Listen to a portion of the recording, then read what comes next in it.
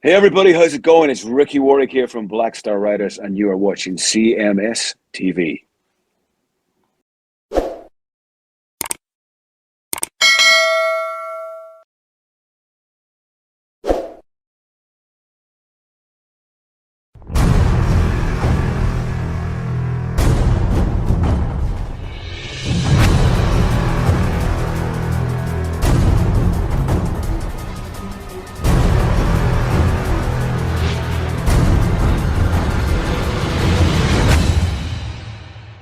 It is your classic metal show right here on the classicmetalshow.com.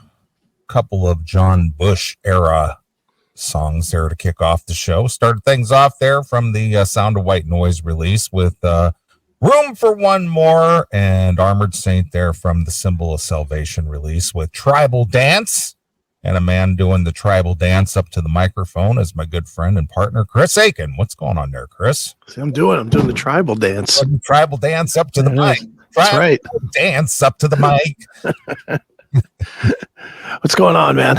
I saw you mention in the chat room that you didn't get your in-ears charged. I'm so fucking pissed. They're right here. Yeah. They're literally right here on the charger. Yeah. Have been for 7 days. I didn't even turn them on. Even this afternoon, after me and you talked, I came in here and I was dicking around with the headphones on my ears and everything. Never even thought to turn this shit on. I just was like, okay, it's been on the charger for a week. It's going to be charged. Right. But it's hooked to, I have a USB, like a 10 USB thing. And I guess that won't charge it. So I'm going to have to plug it into the wall, I guess. But yeah, I go directly right into the USB into one of my PCs right here in the studio. Yeah. I mean, I'll figure it out. But I went to turn it on. One of them has like 2 bars and the other has 1. I was like, son of a bitch. It's like, this can't be happening. Yeah. No, I like my in-ear setup. I've been, using them for about 3 weeks now, and I like them. I like them too. I didn't really want to go back to the headphones tonight, but it's either that or don't hear. So, thank God I didn't throw them away. Yeah, well, why would you throw away a good set of headphones? Because they're falling apart too. They're all the plastic and everything is all rubbed off on them and stuff. They're about toast. I hear you. Well, It is what it is. We'll just do what we normally do. Yeah, I mean, it's not that big of a deal. So yeah, I hear you. Well, here we are. We're back for another show, and my nephew hit me up before the show this evening via the text. He says, "There's another great show last week. I love the mashup segment, and I love the John Fogerty news because he's kind of a Fogerty fan." So, sure. I thought last week was good. Oh, I mean, all the segments were pretty damn good, if I do say so myself. I'm surprised that because I read some of the comments and I saw some of the comments, how many people don't like the mashups. And it's like, what's not to like? It's just kind of clever, fun. It's not supposed to be artistic integrity. It's just kind of a cool, I don't know, just a creative way of just putting a new twist on something that you're familiar with. They're ruining the original, man. I just thought that was funny to see those kind of comments. I just find them entertaining, especially when they're really well done. Yeah. All right, I'm going to get this out of the way before this even continues. Yes, we will be talking about the Crowder situation tonight. Neeley and I actually did some pre-show prep. Yeah, we actually had a 10-minute call this afternoon and kind of bandied it about, but didn't talk too much in depth. Yeah, we want to bring that to you, but it is very relevant to what we do here on the show. Yes, and to the point that even as we were talking about it in brief, Neeley had to say to me, "Okay, we're going into show mode now. Stop." Mm-hmm. So we have plenty to say about that. Right. And if that's not enough, you guys can hit Chris Akin Presents on Monday, and Dave will be on with me on Monday. So you can get another taste of what's going on from an even closer insider than me and Neeley. Right. Okay? So there you go. Right. So plenty of we're well aware of it, so you guys could stop sending messages and emails and texts and whatever asking if we've heard what's going on or if I know what's going on. The answer is yes. We will get there. Yeah, when it comes to free form broadcast and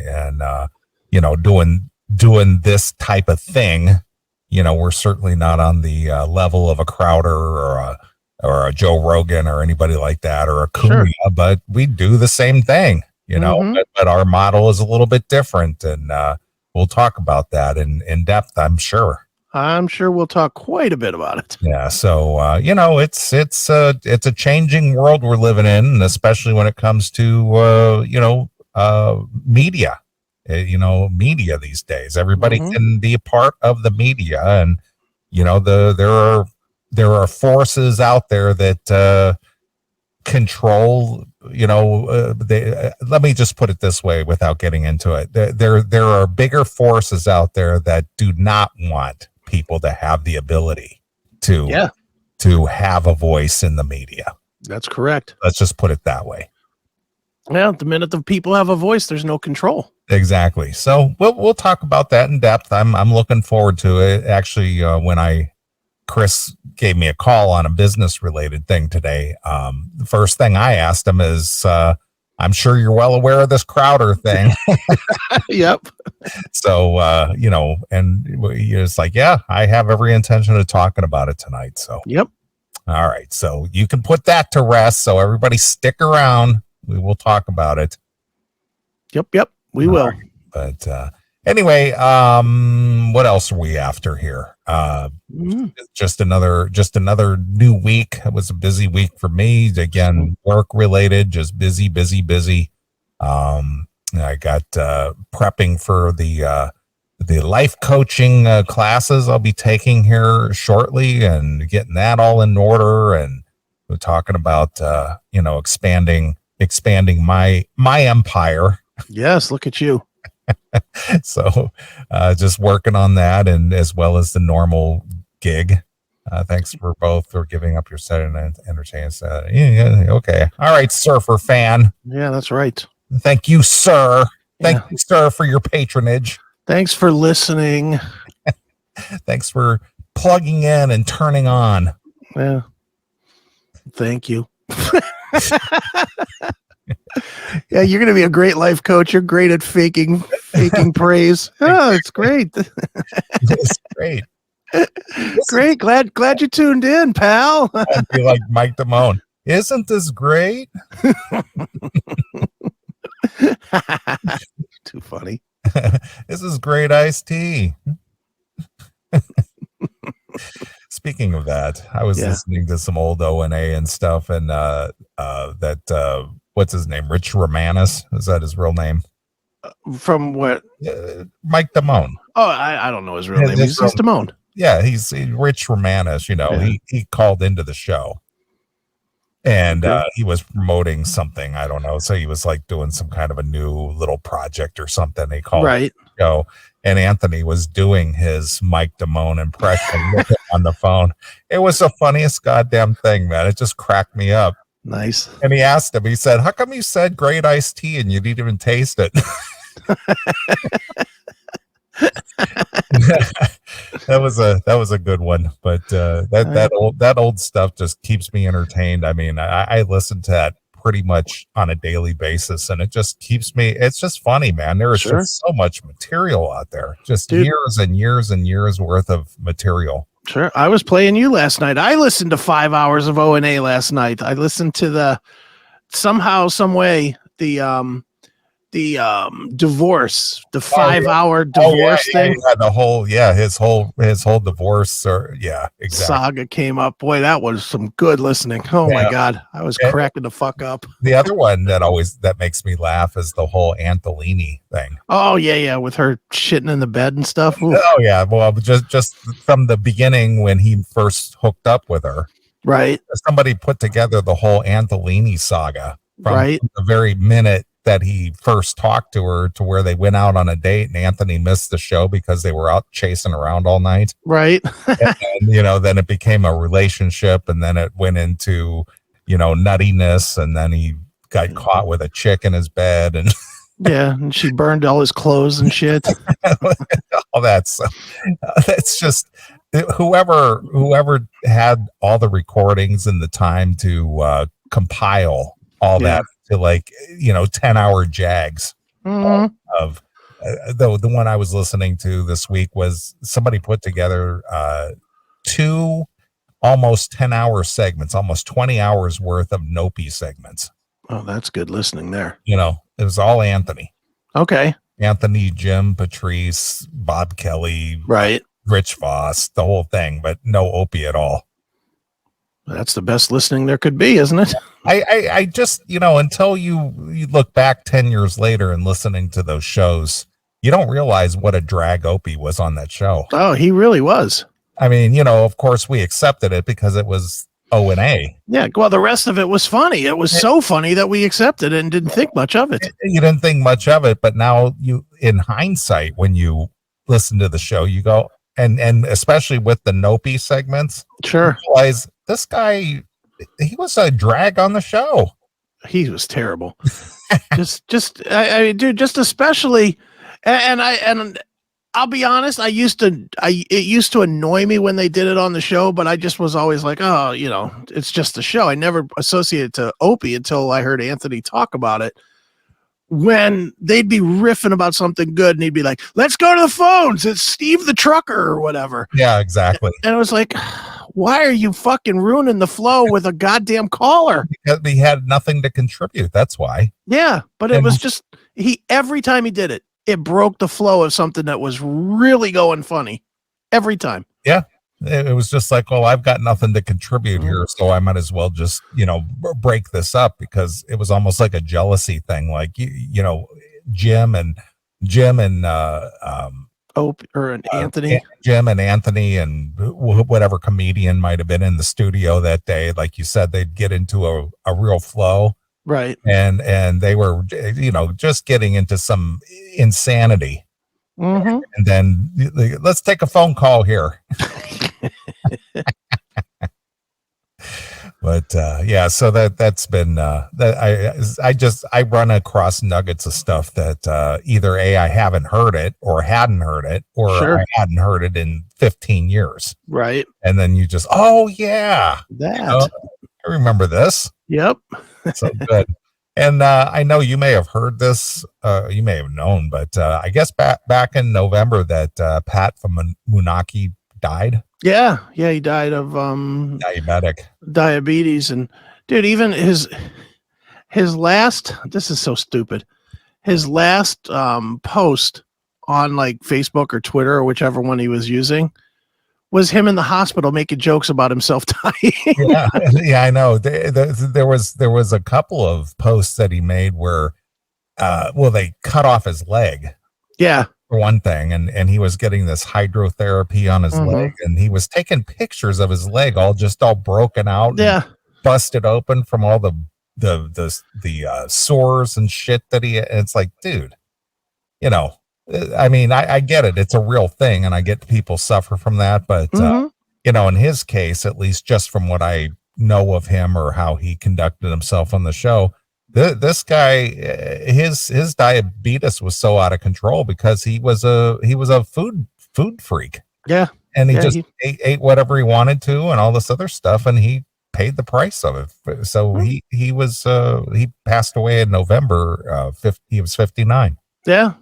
Well, like I've said a million times, there are some people that don't want to live to be 80. I guess. There just are, and he's one of them. I guess. But man, to go through the pain that he went through, I guess he got his foot cut off first, and then they took off his leg. And yeah. Well, he started with toes. Yeah, he was losing toes back when he was on O&A. I know, I remember. So that was when he's in his 30s, probably. Yeah, exactly. Ugh. You got to take off some toes here. Well, now we're going to have to take your foot off. Now we're going to have to take your leg off. Yeah, it's like inching up. Ugh. Just what a way to live. Not the best. No, not at all. But yeah, so that's some pretty damn good listening there. So if you were a fan or maybe never experienced O&A, there's plenty of stuff out there on the web, out there on YouTube and Rumble. Sure. Yeah, you can easily become a fan because I think it's all out there. I think every minute of O&A history is out there. Yeah. Just some good stuff, and just the compilations are the best. Yeah, they are fun. Because, like I said, whoever put them together, they group them together into subject material, like all Patrice and all Anthony only and all of Jim Norton. And, so if you like one particular character from the show, you can listen to a compilation of just them, in their segments in the show. Where's our guys doing that for us? Yeah, really, man. Come on, Wheezy. I mean, whoever. So that kept me entertained, and then I watched a couple of documentaries today. I ran across a documentary that I shared with you, and I'm surprised I never ran across it before. Yeah, an Evel Knievel documentary called "Becoming Evil." Right. Yeah. Did you watch it at all? I didn't have time today. Okay. I turned it on and it flowed for like 30 minutes, and then I realized I hadn't watched 1 minute of it, so I was just like, all right, I'll watch this later. Yeah, I was watching that, and a lot of the stuff I'd seen before or knew of, but there was some stuff that I wasn't aware of or hadn't heard before. And somebody, this documentary dug out some footage that A, hasn't been played in forever, or B, was never played, but especially the Snake River Canyon jump. Right. He was like losing his shit to the walk up to the jump. Like it's like a week's worth of press and different things like that. And he was getting really short tempered with the press, and basically he attacked a cameraman. Okay. And he says, "Get the hell out of here! Get the fuck out of here!" And he was up by his like his travel trailer truck. Sure. And some cameraman, he says, "Well, why don't you stand up and smile for us?" He goes, "Why don't you smile? Put a smile on your goddamn face." I mean, I'd never seen that footage before where he was kind of losing his shit just before the canyon jump. Well, maybe Jack will cut that for next time you play Dawkins songs, and he can play that as smashing instead of Richie Blackmore. Right. But it was pretty good watching that and seeing some of the behind the scenes stuff that I hadn't seen before, Yeah. And he's as big of a an American icon as that he was. Wow, he was kind of a dirtbag. Yeah, well, yeah, that's part of what his charm was. Exactly. But man, that guy fucked a lot of chicks, man. I bet he did. He banged a lot of women. Yeah. You go. You got your first life coach here. Is college worth it? I don't know. It depends on what your interest is. He's going to a Christian college too. Oh, well, it depends on what your major is and what you think you're going to accomplish. So, yeah, so it's just, if you're going to college to be like an art major or something, I would say don't waste your time. That's a hobby. Right. That's a hobby. You're never going to be an artist. Yeah. How many, that's something interesting, veering away from the evil stuff, but how many, I cannot believe how many times I've heard this in the last, I don't know, 5 to 10 years about, kids going to college. Everybody wants to be an artist. I'm going for art. Yeah. It's like art is a hobby. Yeah. You might be the one in a zillion that ends up becoming a painter that's like, world renowned, but for the most part, none of those guys were college major guys. They did it because they had natural talent, and they became an artist because they had the talent to do it and the drive. I don't think what do you want to call a formal education is going to make you an artist. The same way with people going to school for photography. I'm going for photography. Yeah. Again, that's a hobby. I mean, you might be able to turn it into something if you're like a journalist, but what's a journalist these days? Everybody's a journalist exactly. Now. I went to school for photography at Verizon when I picked up my new iPhone. They showed me how to work it. Exactly. So it's just funny, but I'll see how this whole process works. But I got the tuition all paid up and the classes all lined up and stuff. So we'll see how it goes. I'll keep you guys informed along the way as to progress and what this all entails. But this is just another little chapter in the book of Neeley. He'll be taking pre-orders for your fucking desperate needs for help. Your cry for help. That's right. So that's in the works. That's what's going on with that. And other than that, not a whole lot. I mean, just making money and putting it away, which I got kind of a concerning topic that we'll cover tonight about money and our financial system and stuff, which is something that we've been warned about for decades, but we'll get into that. Okay. Cool. So what's going on with you? What's going on in your busy life with being the media mogul that you are? I really have become a TV star, haven't I? Jesus. I did so much screen time this week that it all blurred together. I think I did 15 hours of screen time this week. Okay. Between this show and I did 2 episodes of Seth Williams' show. I did Chris Akin Presents. I did Toomey.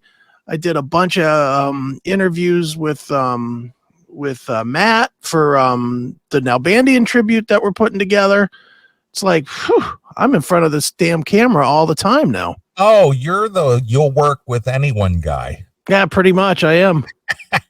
You media whore. I am a whore. Absolutely. I'm looking for more. I said at the beginning of the year I was going to try and make this my full-time gig, and I am. Sure.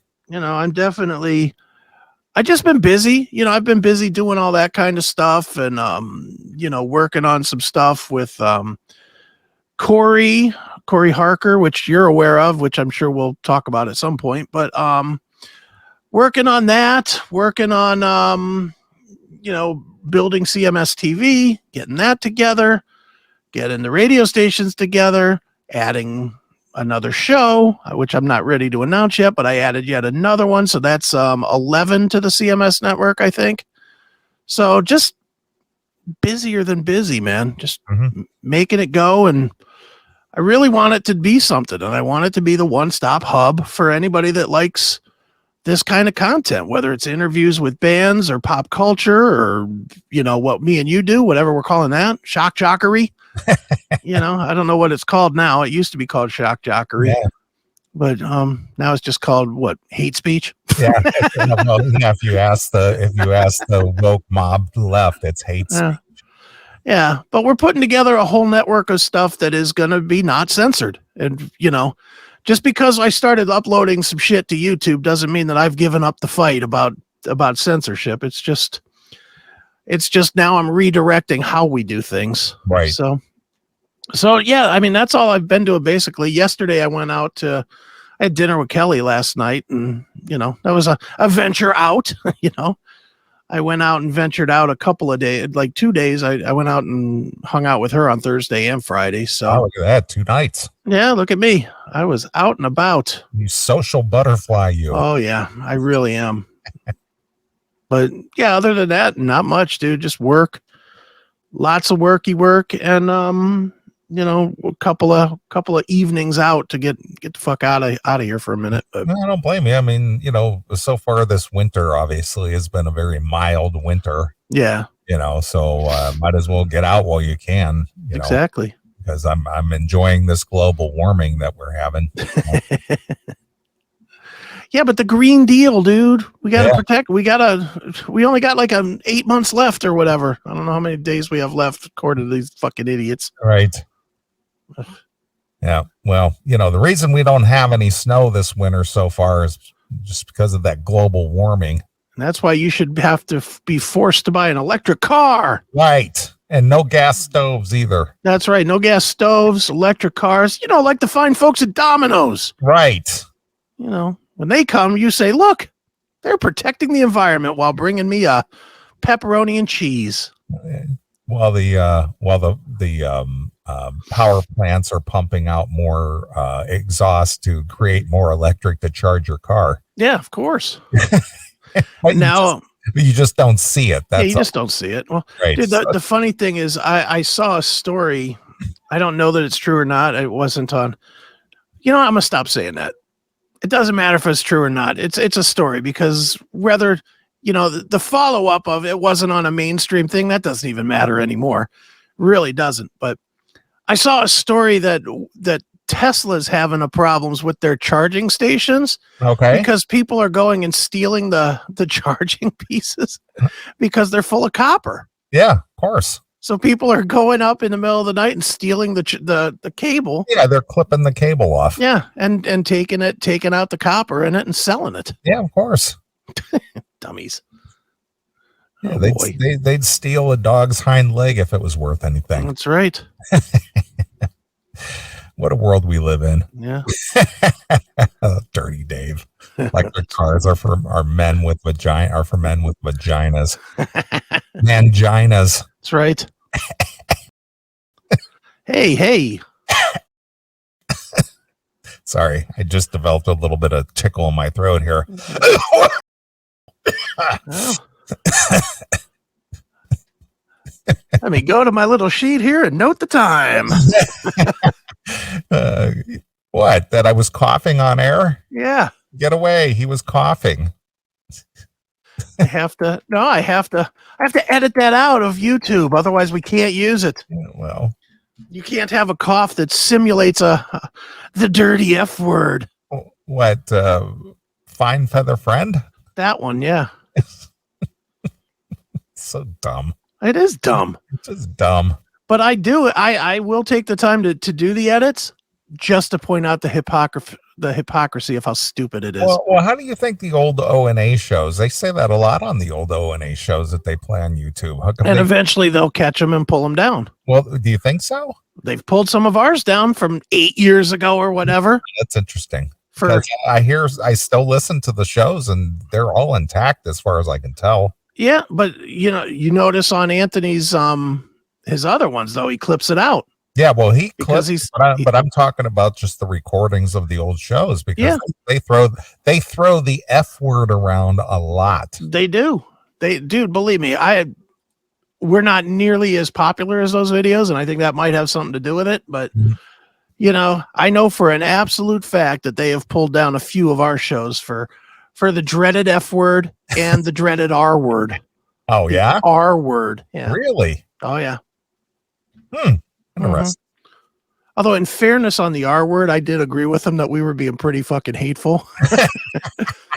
They pulled down one of those where we were doing 1-2 potato things. Yeah. They pulled that down. So, yeah, dude, we've lost. Seriously, on YouTube, we have lost about 70 episodes. Really? Oh yeah. Yeah, where I just get a note saying, we've removed your content, now you appeal them all. And then they say, appeal denied. Yeah, we've lost about 70. Wow. Thankfully, we have 6,000 or whatever, so it doesn't leave a dent. But yeah, we've lost about 70 episodes. For that thing that I was worried about that people said would never affect us. Right, of course. It's never going to affect you guys. You're not big enough. You're too small. Sure. Okay. Sure. Kicking our is good entertainment on the Classic Metal Show. All right, let's note the time. Classic Metal Show. 28:30. R word. R bad word. Bad word. Bad word. It's so funny. I don't actually mind putting the edits in on these though, because it makes it sound worse. And I put right in the description that it's censored. And if you want to hear it uncensored, go to fucking Rumble. And I still want people to go to Rumble anyway. I don't want them going to fucking YouTube. Right. Thanks for checking out this episode of The Classic Metal Show. Get all of our episodes uncensored at www.theclassicmetalshow.com. Join us weekly from 9 p.m. till 3 a.m. Eastern at www.cmsradio.net. Participate in the live chat room at www.chatandkill.com. Once again, thank you for checking out The Classic Metal Show with Neeley and Chris. Hail and kill, fuck you, pal, and hand job!